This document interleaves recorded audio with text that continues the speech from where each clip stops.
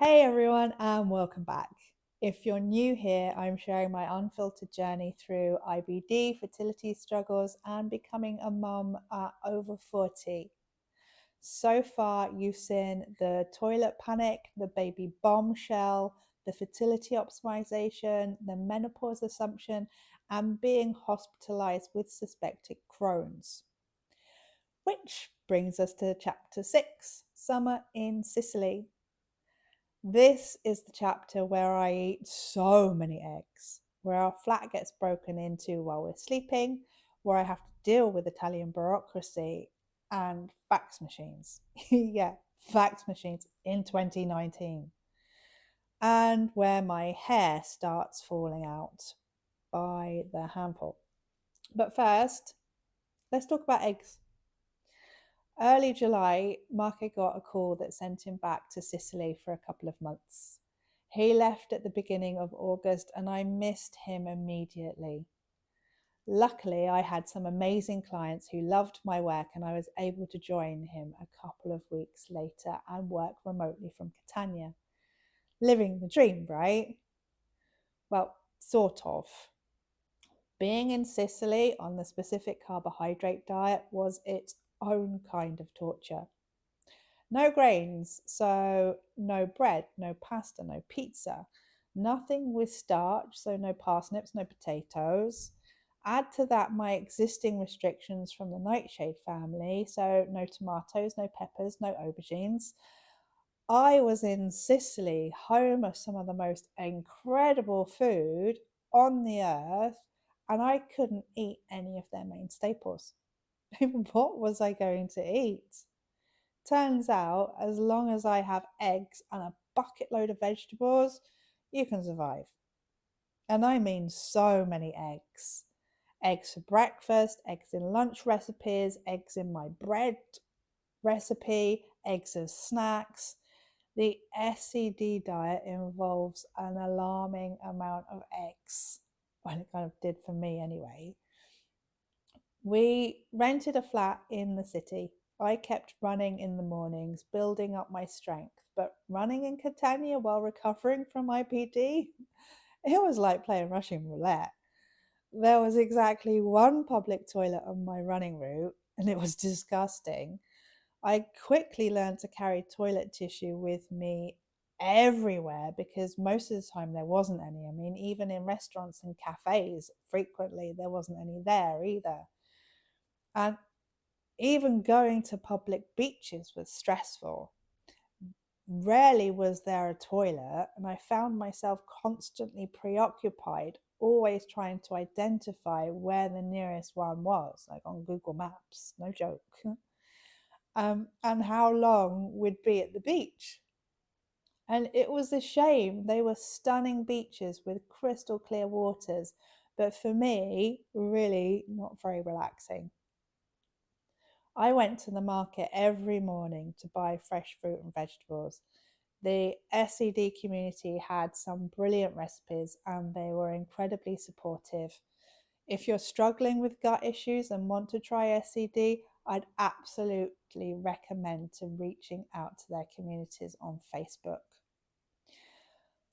Our flat got broken into about a week after we moved in. We left the bedroom window open one night. I mean, it was summer, it was hot, we weren't on the ground floor. We didn't think twice. Someone climbed in through the window while we were sleeping and took my phone, Marco's phone, his wallet, and a speaker. Luckily, I'd put my laptop away and my handbag wasn't immediately visible. Even luckier, we didn't wake up during the robbery. It would not have been pretty if we had. Marco was absolutely livid when we realised what had happened, and quite rightly so. We spent the morning at the police station. They took a statement and did nothing. Then we walked to Marco's brother's flat to sort out blocking our phones. Now, that took most of the afternoon because we had to fax somebody. I mean, fax in 2019. I can't remember who or why, only the feeling of extreme frustration building up with every minute. I mean, who still uses faxes? I couldn't even remember the last time I'd sent one. I mean, thank God it wasn't a Tuesday and I wasn't working. People said to us afterwards, like, you must have been scared. I mean, honestly, I wasn't, and I still don't feel anything about it. I mean, neither of us was disturbed. They were like ghosts. We woke up in the morning and our stuff was gone. That was it. And it didn't even register on an emotional level. It was just really fucking annoying. Marco, on the other hand, was rightfully furious. But I had insurance, so we didn't really lose anything except for time. I was getting better and stronger every day. My client base had grown again. I was busy. Then my hair started falling out. At first, I thought it was just an autumn shed. The normal amount, right? But it didn't stop. It just kept coming out. And I mean, by the handful. I had to return to the UK at the end of September because insurance rules. If we wanted to claim for the break-in, I had to be back within 30 days of leaving. So I left Marco in Catania. I mean, that was really hard. I didn't want to leave. And when I got home, I had my hair cut into a bob. I was only then just starting to realize that my hair loss was a serious issue because it was thin and my hair's always been thick. That wasn't why I cut it though. I just needed to change. Then I went to my doctor, who was about as helpful as a chocolate teapot. And he shrugged and said there was absolutely nothing he could do. No referrals, no suggestions, no nothing. So I went home and I turned to the internet again and found a hair loss specialist who was really helpful. Apparently, hair loss is common around 12 weeks. There you go. That magic number strikes again. After a traumatic event. I mean, the body is so focused on repairing the trauma that hair growth just stops. My scalp was secreting too much oil, which was preventing new hair from growing. I mean, the treatment was tedious. I had cold and warm shower cycles with careful hair rubbing in between. I was supposed to use this special shampoo, but in keeping with my toxin-free lifestyle, I discovered lavender oil and water did the same thing or similar.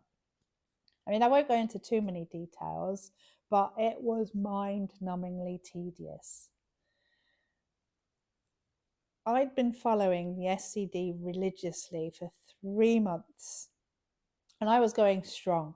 My consultant ran tests to check my progress. She was amazed. My inflammation had completely disappeared. My iron levels had returned to normal without anything stronger than multivitamins. She actually admitted I didn't have Crohn's. But then she diagnosed me with ulcerative colitis instead. And I still didn't agree with her. I still believed it was an allergic reaction to the medication. It wasn't until much later that I realized it was because of something else entirely. Marco returned in mid-October, just in time for a close friend's wedding. After our summer experience, we decided to head back to Sicily for 6 months, leaving just before Christmas. So planning began in earnest. My cycle was still missing in action, and what I didn't know that it wasn't what it seemed. Everything was about to change. So That's chapter 6, the chapter of endless eggs, Italian bureaucracy, fax machines, hair falling out, and finally being proven right about not having Crohn's, even though the consultant still wanted to diagnose me with something. In chapter 7, the long road down, things get real. We drive back to Sicily just before Christmas. I celebrate a friend's 49th birthday in Berlin, and I start to realize something crucial about my IBD. My period is still missing, so we make a decision that changes everything. What we discover, you'll have to wait for chapter 7 to find out. If you've ever dealt with hair loss, if you've experienced the absurdity of bureaucracy while in crisis, or if you've had doctors give you conflicted diagnosis, drop a comment. And if you're following the SCD diet, let me know how many eggs you're eating. I bet it's a lot. Or if you're a vegan, what are you eating instead? Hit subscribe for chapter 7, where we finally get real answers and face devastating news. Share this with anyone who needs to hear that persistence pays off, even when the road ahead looks impossible. Your voice deserves to be heard, always. See you in chapter 7.